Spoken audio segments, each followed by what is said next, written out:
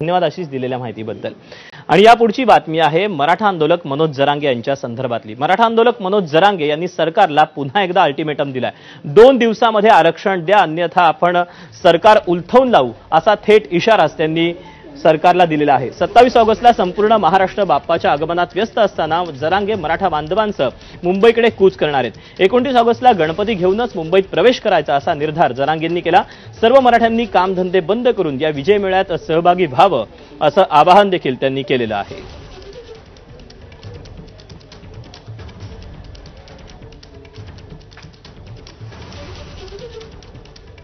आजचे दिवस तुम्हाला प्रेमाने विनंती करून सांगतो, आणखीन आज आणि उद्याचा दिवस तुमच्या हातात आहे। आम्हाला मुंबईला यायचं नाही, आम्हाला काय करायचं मुंबईला आरक्षणाची अंमलबजावणी केलं। आणखीनही फडणवीस साहेबाला संधीचं सोनं करा उलट तुम्ही। तुम्हाला वाटतं ओबीसी तुमचे तर मराठी तुमचे होतील, आम्हाला काय घेणं पडलंय राजकारणाचं। पण तुम्ही नाही दिलं तर तुम्हाला शेवटचं सांगतो, मी सरकार सुद्धा उलटून टाकू शकतो। तुम्हाला वाटण काय आहे काय नाही। मी माझ्या समाजाच्या लेकराचं रडणं बघितलंय, वेदना बघितल्यात, माझ्या जातीचे हाल मी बघितले। मी सोडित नसतो। मग मी जर एकदा 10 वाजता 27 ला अंतरवाली सोडली तर मी मंत्र्या फंत्र्याचं कोणाचंच ऐकत नसतो। मग त्यांच्या लक्षात आलंय मराठा आणि कुणबी एक JR काढायला आधार पाहिजे म्हणले होते तुम्ही। 58 लाख नोंदीचा आधार आहे, आता कसं काय देणार? बाकीच्या ज्या जाती घातल्या ओबीसीत त्यांना कोणता आधार आहे? कुठलाच नाही, तरी त्यांना दिलं। आम्हाला तर आधार आहे, आम्ही डायरेक्ट 7/12 दाखवतोय, सरकारी नोंद दाखवतोय डायरेक्ट। त्यांजवळ कुठे? त्यांजवळ नाही तरी पण दिलं, आमजवळ हाई तरी देत नाहीत। सरकार उलथवून टाकण्यासाठी जरांगेंच्या मागे किती आमदार आहेत असा सवाल बबनराव तायवाडेंनी उपस्थित केला। तर जरांगेंचे लाड बंद करावेत असं लक्ष्मण हाकेंनी म्हटलंय। आपल्या शक्तीचं आत्मपरीक्षण न करता सरकार उलथवून टाकण्याची भाषा बोलणं हे हास्यास्पद आहे, आणि म्हणून मी ते काय तेवढं सिरियस घेत नाही। मी कायम सांगतो ना, जरांगे काही तत्वज्ञ नाही, जरांगे काही समाजसेवक नाही, जरांगेला आरक्षणातलं काही कळत नाही, जरांगेला गावगाड्यातल्या ओबीसी दलित आदिवासी यांच्याबद्दल आदर नाही, जरांगेला लोकशाहीबद्दल कुठल्याही प्रकारचं ज्ञान नाही, तो लोकशाही मानतच नाही मुळात। त्यामुळे मुख्यमंत्र्यांनी असल्या फालतू माणसाचं लाड करणं बंद करावं।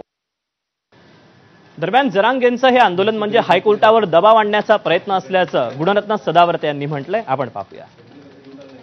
मला हेच सांगायचं आहे की ज्या प्रकारे त्यांनी धार्मिक तेढ सुद्धा आणण्याचा प्रयत्न केला, म्हणजे ते म्हणतायत की आम्ही घुसूत, कसं घुसूत तर गणपती बाप्पा घेऊन येऊ, म्हणजे त्यांना धर्माला सुद्धा कुठेतरी अंतर्भूत मध्ये आणायचे आणि राजकीय डाव हे करण्यासाठी जे आहे अशा प्रकारचं त्यांचं चाललेलं जे कृत्य आहे ते कृत्य थांबलं पाहिजे, FIR झाला पाहिजे। ज्या प्रकारे ते संविधानिक पदावरल्या लोकांच्या बाबतीमध्ये व्यक्त होत आहेत, ते म्हणतायत की अमुक व्यक्ती दंगल घडून आणील, तमुक व्यक्ती दंगल घडून आणील, म्हणजे दंगलीची भाषा शब्दांमध्येच आहे।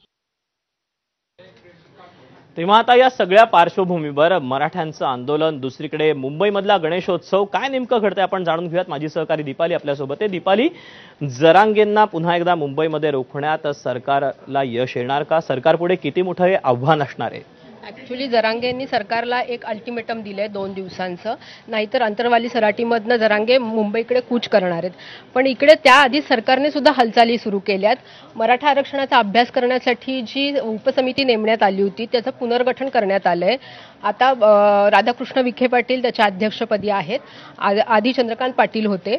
आधी 6 सदस्यांची ही समिती होती, आता ती 12 सदस्यांची समिती आहे। त्यामुळे एकीकडे सरकार पण सांगू पाहतंय की आम्ही आरक्षणाबाबत गंभीर आहोत, आमचाही त्यावर विचार सुरू आहे, तोडगा काढण्याचे प्रयत्न सुरू आहेत। मात्र नक्की याच्यावर तोडगा कसा निघणार हे येत्या काळातच स्पष्ट होईल।